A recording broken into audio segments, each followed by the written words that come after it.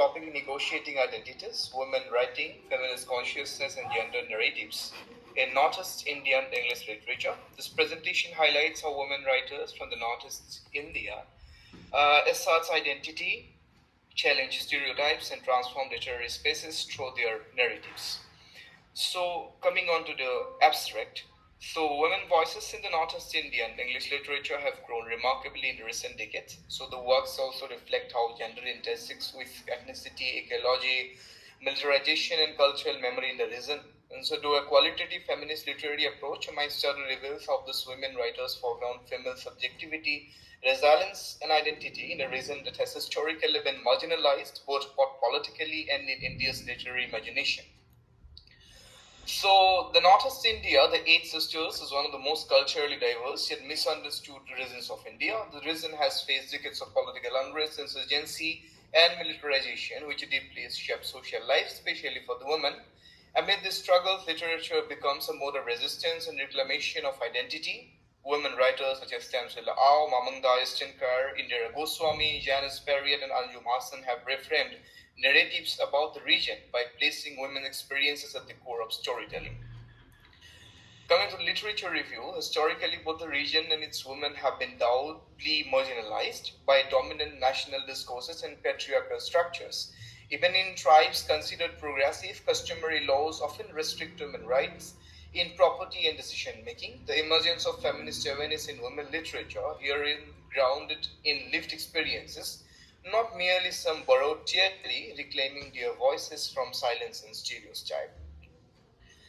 The research objectives mainly traced on five terms. That means to trace the evolution of women writing in Northeast Indian English literature, to examine feminist and tribal feminist perspective within women's narratives, to analyze gendered experiences shaped by conflict, displacement, and culture, to evaluate women writers' role in creating a distinct regional literary identity, and to highlight women's agency in reclaiming history, culture, and ecology through literature.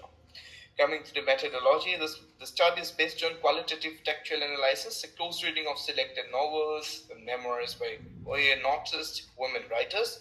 The analysis employs feminist literary criticism along with tribal feminism, acknowledging indigenous epistemologies and experiences that mainstream feminism may overlook. Themes on patriarchy, militarization, ecological anxiety, and identity negotiation form the core of analysis. Coming to discussion, early pioneers like Indira Goswami exposed the issues such as widowhood, religious orthodoxy, and gender exploitation.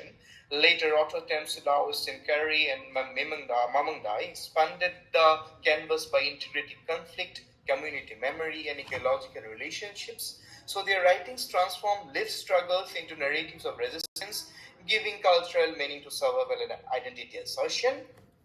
Next discussion is on the militarization and conflict become gendered experiences in the Northeast.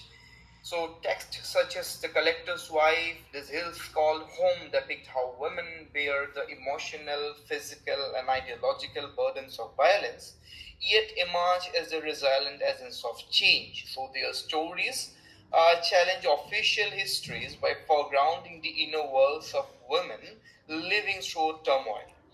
The third discussion is a key distinct of this literature is the blending of oral tradition, indigenous myths, and eco-feminist sensibilities into English writing. The works like The Resonance of Pensum and Boats on Land celebrate coexistence with nature while questioning the modern disruption. So, thus the women writer act as cultural custodian also, that sustaining memory while imagining the empowered future.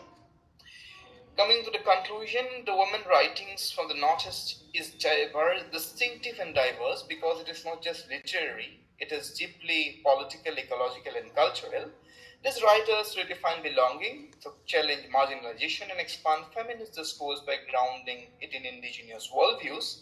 So their voices are essential to understand India, not as a power center, but as a polyphonic nation where every geography matters, and the reminders that the narratives from the periphery, when spoken by women, can reshape the center. And these are the references, and thank you for your precious listening. Thank you. Thank you. Thank you, ma'am. Thank you to the presenter and the authors.